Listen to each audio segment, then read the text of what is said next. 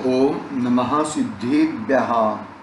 नमो अरिहन्ताणं, नमो सिद्धाणं, नमो ऐर्याणं, नमो उवच्छायाणं, नमो लोये सौसाहुणम्। मंगलम भगवान वीरो, मंगलम गौतमो मुनि, मंगलम कुंद्रिकुंडार्यो, जैन धर्मोस्तु मंगलम। सर्वमंगल्यमंगल्यं सर्वकल्याणकारकं, प्रधानं सर्वधर्माणां जैनं जयतु शासनं, जैनं जयतु शासनम्। हीना आत्मबुद्धयतात्मेव परत्वेनेव चापरम्, अक्षयनन्तबोधाय नमस्तु परमात्मने, नमस्तु परमात्मने। चेतिले चेतन, चेत्या विना केम चालसे।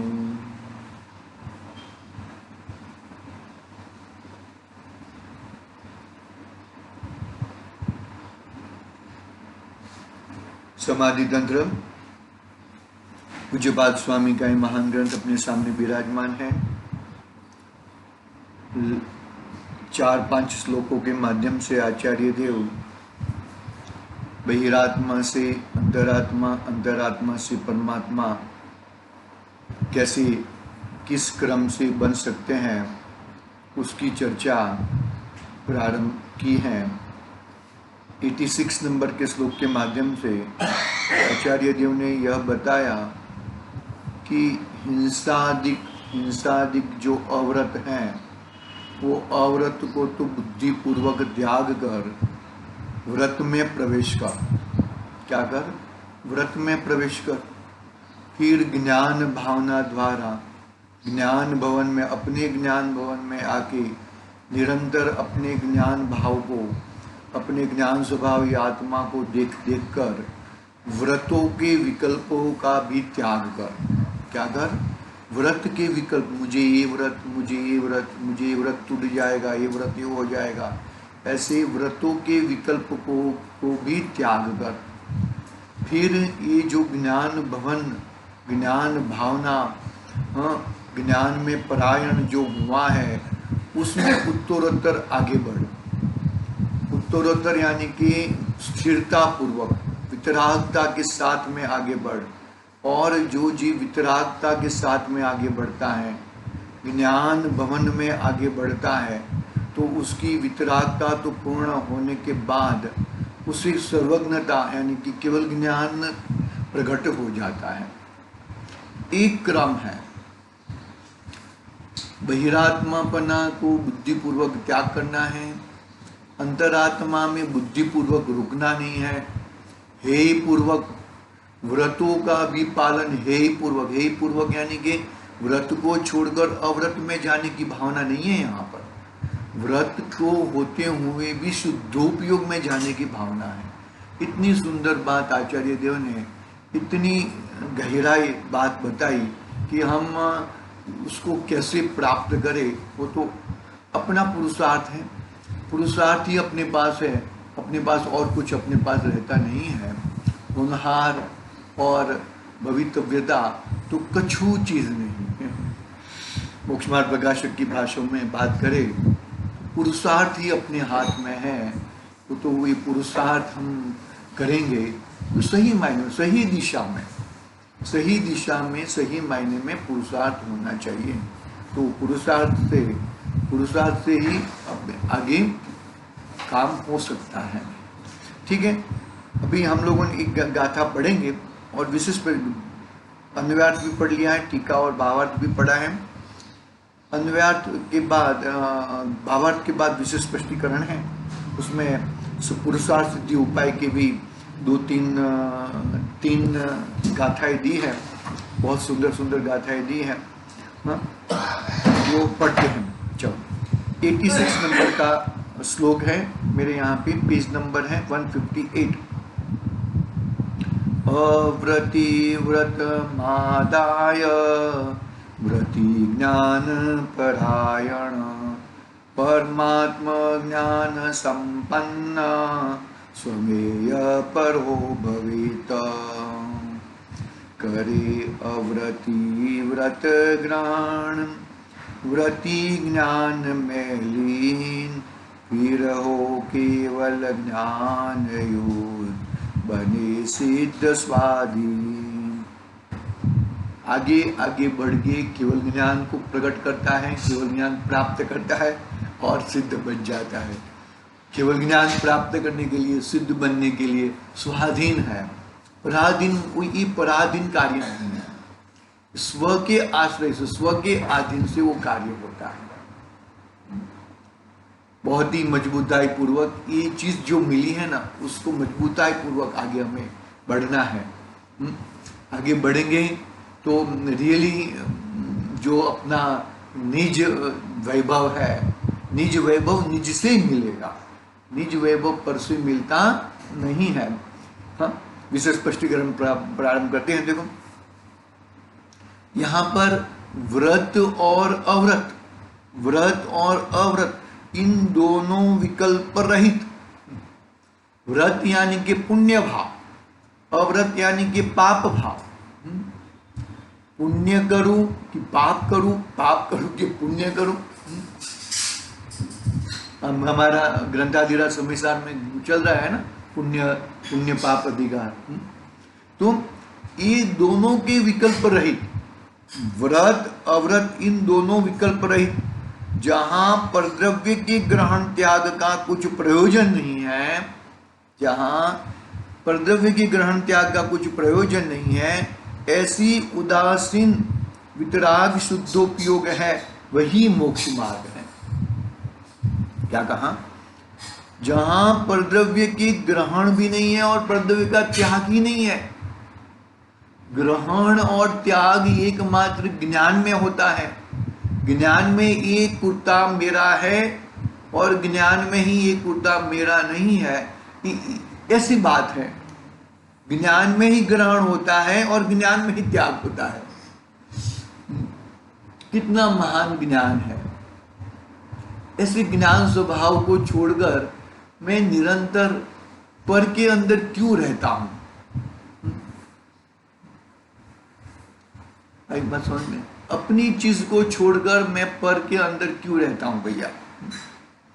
व्रत अव्रत इन दोनों विकल्प रहित, जहां परद्रव्य के ग्रहण त्याग का कुछ प्रयोजन नहीं है, ऐसा उदासीन वितराग शुद्धोपयोग है, वही मोक्ष मार्ग है। वही मोक्ष मार्ग है भैया। और वही मोक्ष मार्ग को लेके हमें आगे बढ़ना है। वही मोक्ष मार्ग में हमें रहना है, वही शुद्धोपयोग में हमें रहना है। ऐसी उदासीन वितराग शुद्धोपयोग है, वही मोक्ष मार्ग है। उदासीनता, उदासीनता का मतलब क्या है? ज्ञान में, कर्ता में नहीं, कार्य में नहीं, क्रिया में नहीं, ज्ञान में, उसको उदासीन बोलते हैं। एक क्रिया का कर्ता मैं हूं, एक क्रिया का कर्ता मैं नहीं हूं, ऐसा नहीं, वो बात नहीं। एक जो भी क्रिया हो रही है वो क्रिया स्वाधीन है, अपने स्वयं से होती है, कोई उसको करता नहीं है। बरोबर है? ऐसा उदासीन वितराग शुद्धोपयोग है, वही मोक्ष मार्ग है। फिर आगे, पहले अशुभोपयोग छूटकर शुभोपयोग होता है, पश्चात शुभोपयोग छूटकर शुद्धोपयोग होता है। ऐसी क्रम परिपाटी है।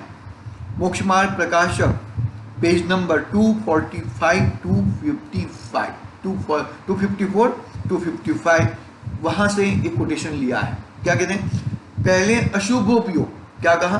अशुभोपयोग छूटकर शुभोपयोग होता है, पश्चात शुभोपयोग छूटकर शुद्धोपयोग होता है। ऐसे क्रम की परिपाटी है। इस प्रकार की परिपाटी से कार्य होता है। अशुभोपयोग तो बुद्धि पूर्वक छोड़ना है। पाप आदि की क्रियाएं, पाप आदि में तो प्रवृत्त होना ही नहीं है। वापिस यदि पाप आदि में आने का भाव आ जाए तो वापिस वहां से जबरदस्ती वहां से छूटकर अपने ज्ञान स्वभावी आत्मा में आना है। बुद्धिपूर्वक अशुभोपयोग से छूटकर शुभोपयोग में आना है, और शुभोपयोग में आके वहां पर संतुष्ट नहीं होना है। बहुत गंभीर बात है। ये जीव थोड़ा करता है और संतुष्ट हो जाता है, थोड़ा करता है संतुष्ट, हाँ हो गया, धर्म हो गया। जब तक मुझे सिद्धालय, जब तक मुझे मोक्षालय, मेरा आलय कौन सा है? मोक्ष सिद्धालय, वो जब तक मेरा न मिल जाए तब तक मैं जपूंगा नहीं। ऐसे हैं तो बहुत सारे विद्यार्थी भी रहते हैं, मैं पूरा करके रहूंगा, आज का आज ही मैं पूरा पाठ कर लूंगा। ऐसा पहले अशुभोपयोग छूटकर शुभोपयोग होता है, पश्चात शुभोपयोग छूटकर शुद्धोपयोग होता है। ऐसे क्रम परिपाटी है। एक बात फिर आगे, धर्म का प्रारंभ चौथे अविरत सम्यक्त्व गुणस्थान से होता है। संवर पूर्वक धर्म होता है, आश्रव पूर्वक बंध होता है, संवर पूर्वक मोक्ष होता है, संवर पूर्वक निर्जरा होती है और निर्जरा पूर्वक मोक्ष होता है, और आश्रव बंध का कारण है, बंध होता है। क्या कहते हैं? देखो, धर्म का प्रारंभ चौथे अविरत सम्यक्त्व गुणस्थान से होता है। इसके पूर्व जीव की मिथ्यात्व अवस्था होती है। इसके पूर्व क्या होती है? जीव की मिथ्यात्व अवस्था होती है। इस अवस्था में जो व्रत तपादि करने को विकल्प आता है वे सब बाल तप गिने जाते हैं। इस अवस्था में जो व्रतादि करने को विकल्प आते हैं वे सब बाल तप गिने जाते हैं। क्या कहा? समय सार ग्रंथाधिराज की गाथा 152 153 आगे आएगा हमारा।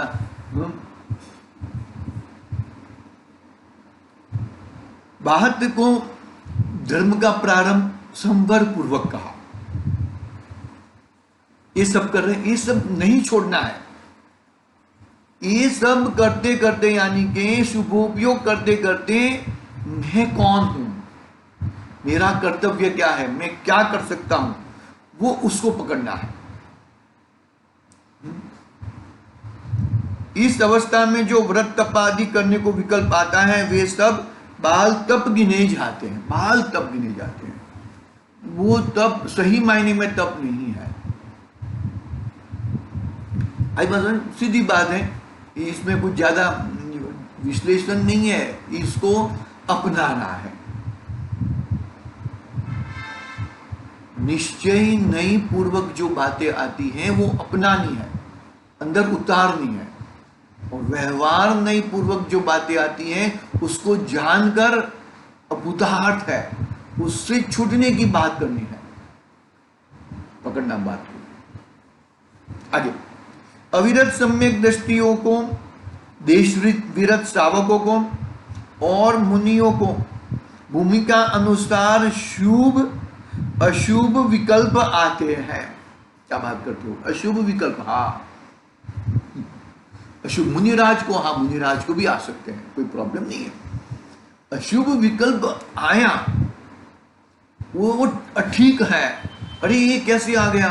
अरे वहां पे भी ज्ञानोपयोग पकड़ो, ज्ञान से व्यापार करो। अपना व्यापार ज्ञान से होना चाहिए।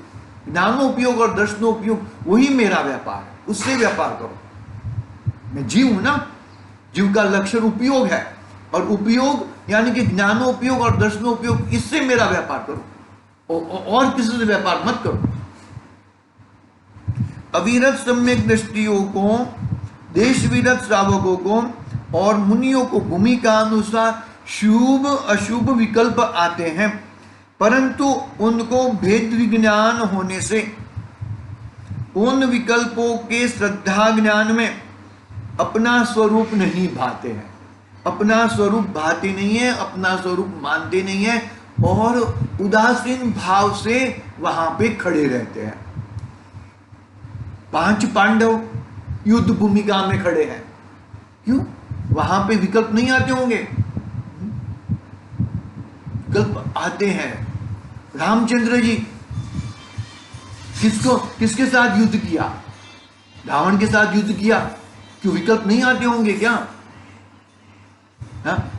कहने का भावार्थ यहां पर ऐसा है, अविरत सम्यक दृष्टियों को, देशविद श्रावकों को और मुनियों को भूमिका अनुसार शुभ अशुभ विकल्प आते हैं, परंतु उनको भेद ज्ञान होने से उन विकल्पों के श्रद्धा ज्ञान में अपना स्वरूप नहीं मानते। ये मैं नहीं हूं, पुरुषार्थ, ये मैं नहीं हूं, पुरुषार्थ पूजन करता है और अंदर में मैं तो ज्ञानानंद स्वभाव हूं। व्रत में है और मानता है कि मैं तो ज्ञानानंद स्वभाव हूं। व्रत के विकल्पों को, अव्रत को तो विकल्प छूट गए हैं, व्रत के विकल्पों को भी, शुभोपयोग के विकल्पों को भी इस तरह के छोड़ता है। राजा मधु राजा को देखो, युद्ध भूमि में खड़े हैं और केस लोचन कर रहे हैं। उन विकल्पों के वे श्रद्धा ज्ञान में अपना स्वरूप मानते हैं, उनको शुद्ध आत्मस्वरूप की प्राप्ति में विघ्न रूप मानते हैं। शुभोपयोग को भी आत्मस्वरूप की प्राप्ति में विघ्न रूप मानते हैं। मैं तो, ये मेरा स्वरूप नहीं है, और उनको छोड़ने के लिए अपनी भूमिका अनुसार प्रयत्न करते हैं। 3 भूमिका बताई ना, अविरत सम्यक दृष्टि, देशविरत और प्रमथ संयत मुनिराज बताई ना, क्या बताई? हाँ? अपनी भूमिका अनुसार प्रयत्न करते हैं, अपनी भूमिका अनुसार प्रयत्न करते हैं। जो जहां पे जैसा जैसा योग्य है, इस तरह बात मानो कि आत्मानुभव, आत्मा उपयोग, शुद्ध उपयोग में ही आना है, लेकिन वहां पर क्वालिटी एक है, क्वांटिटी में फर्क हो जाता है। शुद्धोपयोग में, आत्मानुभव में कोई अंतर नहीं है, क्वांटिटी में फर्क हो जाता है। याद रखना, अपनी भूमिका अनुसार, यानी कि भूमिका चतुर्थ गुण स्थान का शुद्धोपयोग रूप आत्मा का अनुभव अलग है, ऐसा नहीं। पंचम गुण स्थानवर्ती देशविरत, उसको आत्मानुभव है अलग है, ऐसा नहीं। मुनिराज को आत्मानुभव अलग है, ऐसा नहीं। आत्मानुभव एक सरखा है, लेकिन क्वांटिटी वहां पे कुछ समय के लिए, यहां पर और थोड़ा कुछ समय ज्यादा के लिए, और यहां पर हर अंतर मुहूर्त में, 6 महीने में एक बार, 15 दिन में एक बार, और हर अंतर मुहूर्त में। एक बात समझना, पकड़ना बात को, यहां तक अपना हुआ है।